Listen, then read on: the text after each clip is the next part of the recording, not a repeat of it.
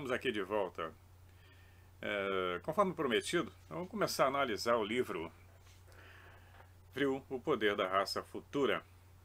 Começar a analisar alguns capítulos, ver o que Sir Edward Bulwer Lytton queria nos transmitir. E como ele conseguiu esse sucesso todo, influenciando gerações com esse livro. Continua a fazer sucesso. É fascinante. Bom, o primeiro capítulo, ele começa, o personagem, que não tem nome, ele começa dizendo que nasceu em um certo lugar, nos Estados Unidos, da América do Norte. Os ancestrais dele migraram da Inglaterra. Ele era o mais velho de 3 filhos e aos 16 anos ele foi mandado de volta para a Inglaterra para completar seus estudos, uma educação formal. Começar o seu treinamento na área comercial em uma firma mercantil em Liverpool, terra dos Beatles. Já começou bem. Bom, ele disse que o pai dele morreu pouco depois dele ter completado 21 anos. Isso em 1800 ele não revela. Tem um asterisco lá na data. Acontece o que ele estava lá nessa cidade e foi convidado por um amigo dele, um engenheiro de Minas. E convidou ele a conhecer a mina no tal lugar em que ele trabalhava. Ele não revela os lugares. Sempre no livro dele ele coloca asteriscos nesses lugares. Ele conta que o mineiro estava escavando uma nova mina. E ele acompanhou o mineiro, esse amigo, na exploração dessa mina. Ele acha que essa mina era de origem... Eles foram para um local que já tinha uma caverna. Já existia uma caverna. Eles estavam descendo nessa caverna.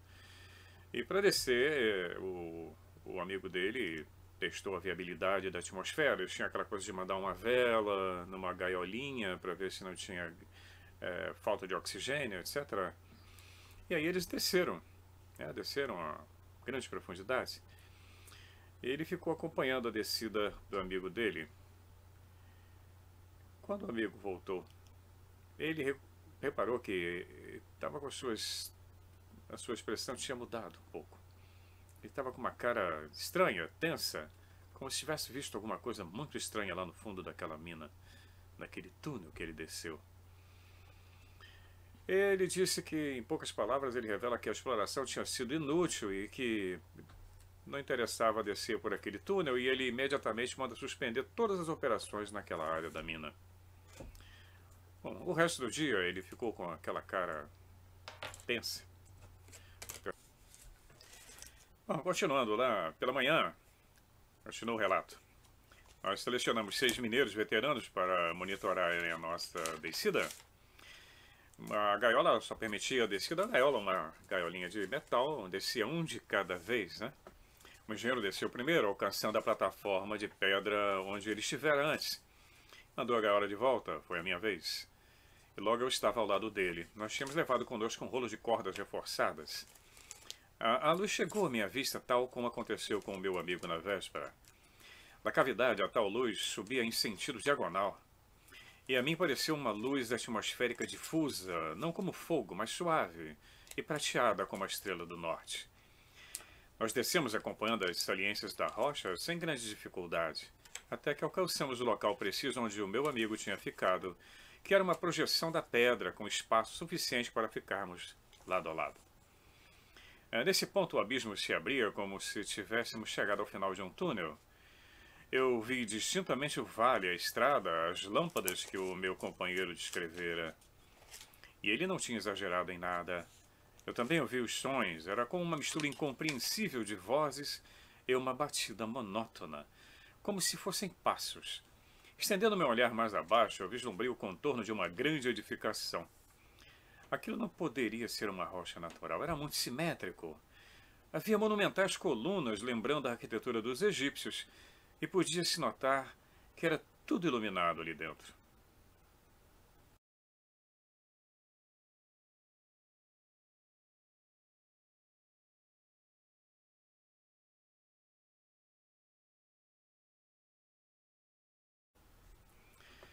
E ele continua o relato dizendo: eu tinha comigo a minha luneta, e assim eu pude distinguir na proximidade 2 formas que pareciam humanas.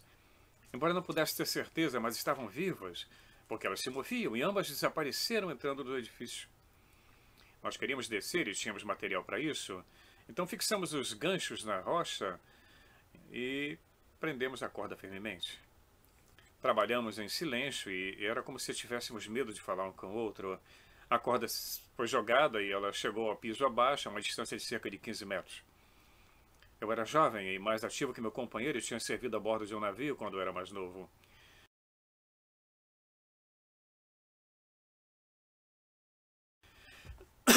Ele desce primeiro. O engenheiro vem em seguida. Eu tinha descido somente 10 metros quando a corda e toda a amarração que nos parecera segura começou a ceder lá em cima. O infeliz precipitou-se no chão, meus pés, trazendo consigo fragmentos da rocha, um dos quais, felizmente, pequeno, me atingiu e eu perdi os sentidos por algum momento. Quando recobrei os sentidos, eu vi o meu amigo como uma massa inanimada ao meu lado. Ele estava morto. Eu curvei-me sobre o corpo e, com tristeza e horror, sem poder fazer nada.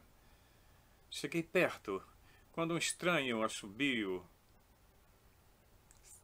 se aproximou. Um som estranho. Eu me voltei instintivamente para a direção de onde vinha o som. E enxerguei emergindo da escuridão pela fissura da rocha por uma fenda, uma enorme e larga cabeça, as mandíbulas abertas, lentamente se mexia de uma forma medonha, um monstruoso réptil que tinha os olhos famintos, lembrando um crocodilo, mas muito, muito maior, mais largo. Uma criatura como eu jamais tinha visto em qualquer das minhas viagens. Eu disparei, vale abaixo, eu corri o mais rápido que eu pude. Quando eu parei, envergonhei-me do meu pânico e retornei ao local onde tinha deixado o corpo do meu amigo. Ele não estava mais lá. Sem dúvida, o monstro já o levara para o seu esconderijo, para sua toca, seu ninho, para devorá-lo. A corda e os ganchos já estavam lá onde tinham caído, mas agora não havia mais como retornar. Era impossível escalar aquela rocha íngreme e lisa. Eu estava sozinho naquele estranho mundo. Um mundo das entranhas da terra.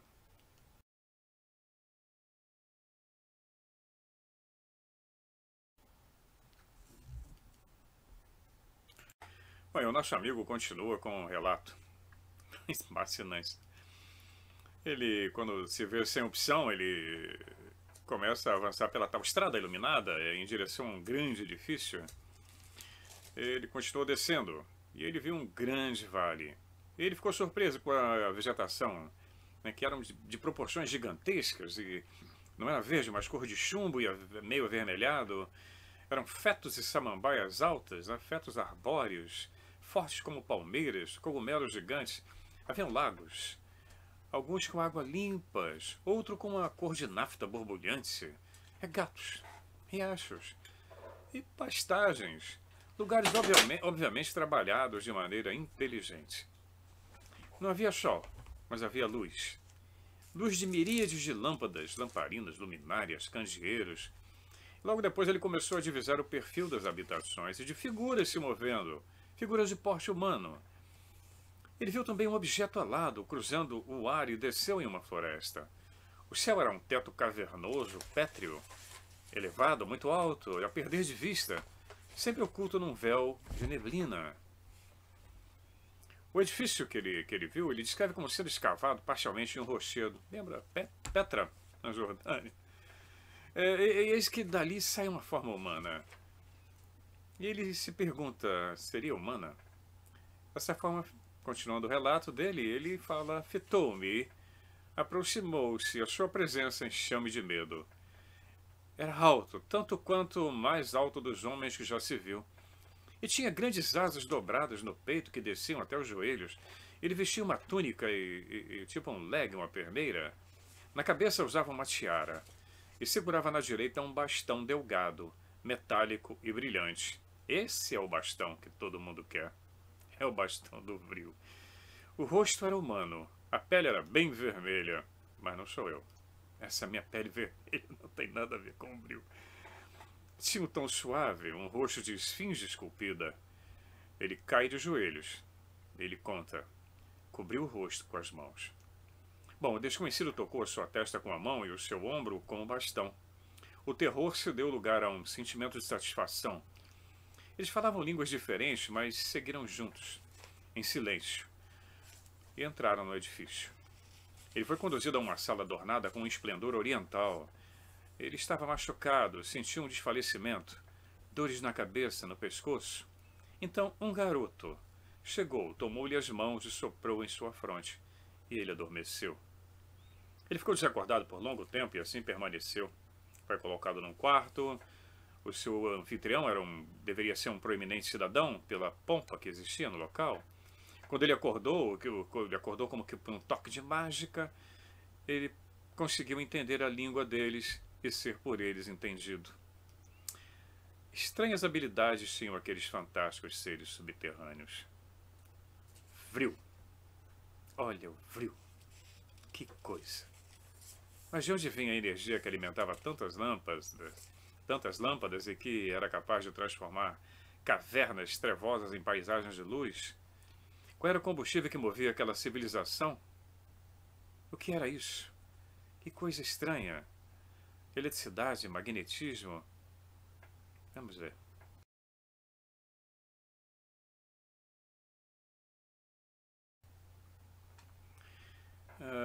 Bem, um físico-químico famoso, britânico também, Michael Faraday. Ele viveu de 1791 a 1867. Ele era físico-químico, né? Britânico. Ele estudou os fenômenos da eletricidade e do magnetismo. Ele fala que ele tinha uma opinião a respeito da eletricidade e do magnetismo, que ele dizia que era quase uma convicção. Ele dizia que haviam várias formas sobre as quais as forças da matéria se tornam manifestas e têm uma origem comum. Ou, em outras palavras, elas se encontram tão diretamente relacionadas e são tão mutuamente dependentes que são convertíveis, por assim dizer, uma nas outras. Elas se misturam e se transformam numa outra força mais poderosa. Então a energia original que se converte em tantas outras é o que ele chamava de energia Vril. Linton. Aquele povo dominava a energia Vril e com ela operava prodígios como alterar o clima pelo magnetismo atmosférico, influenciar a mente, o corpo dos animais. Os vegetais também eram influenciados por eles. Convertia tudo em força psíquica. A eletricidade orgânica, força ódica, né, que chama-se força astral. O Vril podia tanto curar quanto matar. Ele foi usado sempre que eles podiam usar o Vril, eles usavam para ensinar a própria língua e aprender as línguas do estrangeiro. Era uma força sem limites. Eles pertenciam a uma raça chamada Ana. Seus ancestrais teriam vivido na superfície em um passado muito remoto. Alguns deles consideravam isso uma fantasia, um mito. Eles quase foram extintos durante uma terrível revolução geológica que provocou uma total mudança na face do globo, fazendo submergir todo o mundo civilizado. Atlântida? Será? Boa parte dos sobreviventes refugiou-se em cavernas e nas altas montanhas, e aos poucos eles foram penetrando as profundezas da Terra, em busca de um novo território, entre túneis e cavidades. Eles descobriram os abismos, os platôs, as ravinas e foram se estabelecendo nos vales, e com o passar de longas eras, eles perderam completamente o contato e a lembrança de uma vida na superfície. Embora afastados da sua realidade, os Zana levaram consigo conhecimentos e ciência e tecnologia, né? Eles se dividiram em muitos grupos, a cultura regrediu, a espécie degenerou, e durante muitas gerações esses antepassados primitivos parecem ter degradado a sua condição e encurtado sua vida comendo carne de animais. Bom, foi uma longa trajetória até que algumas comunidades lograssem alcançar novamente um estado de civilização no padrão que hoje existe entre os povos da superfície. Então, nesse ponto de avanço, o grande fator de conflito era o atraso que eles viviam no que se referia à política. Eles tinham experimentado os sistemas mais óbvios de formas de governo, mas nada funcionava contra as guerras entre clãs. E dentro dos clãs, contra a desordem e a corrupção. E tudo piorou com o advento das instituições livres. O poder das assembleias populares aumentou. Era a democracia. Para os Zana evoluídos, como os que hospedavam aqueles estrangeiros, a democracia era uma das mais grosseiras e ignorantes experiências da infância da ciência política. Lembra que nós falamos sobre Lytton? Que ele tinha uma pegada forte com o socialismo? Não que o socialismo, o comunismo que existiu na União Soviética, que existe hoje, era uma outra história. E daí do nazismo ter se encantado com as ideias de Lytton. Ele considerava, então, a democracia uma forma grosseira e estúpida de política. Consideravam-na que era geradora de inveja e de ódio, de paixões exacerbadas, de constantes e mais ou menos violentas mudanças sociais, da luta entre classes, de guerra entre os estados. Mas entre as populações mais nobres e intelectuais, aquilo ali, o que eles chamavam de sistema democrático, acabou. Acabou quando conseguiram dominar a energia vril. Na próxima nós vamos continuar com a sociedade vril. Até lá.